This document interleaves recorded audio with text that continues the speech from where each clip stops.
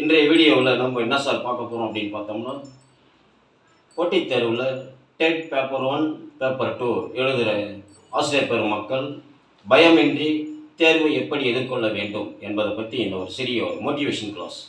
இந்த மோட்டிவேஷனில் என்ன பண்ண போகிறோம் அப்படின்னு பார்த்தோம்னா, பேப்பர் 1 எழுதுகிற நபர்கள் எக்காரணத்தை கொண்டும் புத்தகத்தை வாசிப்பு இல்லாமல் படிக்காதீங்க.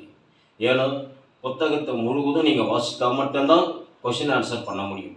நிறைய சென்டரில் என்ன சொல்லுவாங்கன்னா, நாங்கள் கொடுக்குற மெட்டீரியல் மட்டும் படிங்கன்னுவாங்க. நிச்சயமாக அது உங்களுக்கு 82 மார்க் எடுப்பதற்கான வழி எடுக்காது. ஆனால் ஸ்டேட் போர்டு புக்ஸை நீங்கள் முழுவதும் படித்தால் மட்டுமே மார்க் எடுப்பதற்கு சக்ஸஸ் பண்ண முடியும். அதுவும் வரி பேப்பர் 2 எழுதுகிற நபர்கள் சோசியல் சயின்ஸ் மற்றும் சயின்ஸ் எழுதுகிறவங்க புத்தகத்தை நிச்சயமாக நீங்கள் படித்தால் மட்டுமே போட்டித் தேர்வில் வெற்றி பெற முடியும்.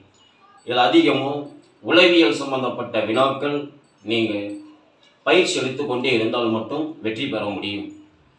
இந்த தேர்வில் நீங்கள் மார்க் எடுத்தீங்கன்னா அடுத்த ஆசிரியர் பணிக்கான போட்டித் தேர்வில் நமது வீடியோவில் கண்டினியூவாக எப்படி தேர்வை எதிர்கொள்ள வேண்டும் என்ற வகுப்புகள் இந்த வீடியோவில் நாங்கள் பதிவு செய்வோம். நீங்கள் கீழே இருக்கிற ஃபோன் நம்பரை நீங்கள் கால் பண்ணிங்கன்னா உங்களுக்கு தெரியாத ஒரு இதுவும் நாங்கள் கொடுப்போம்.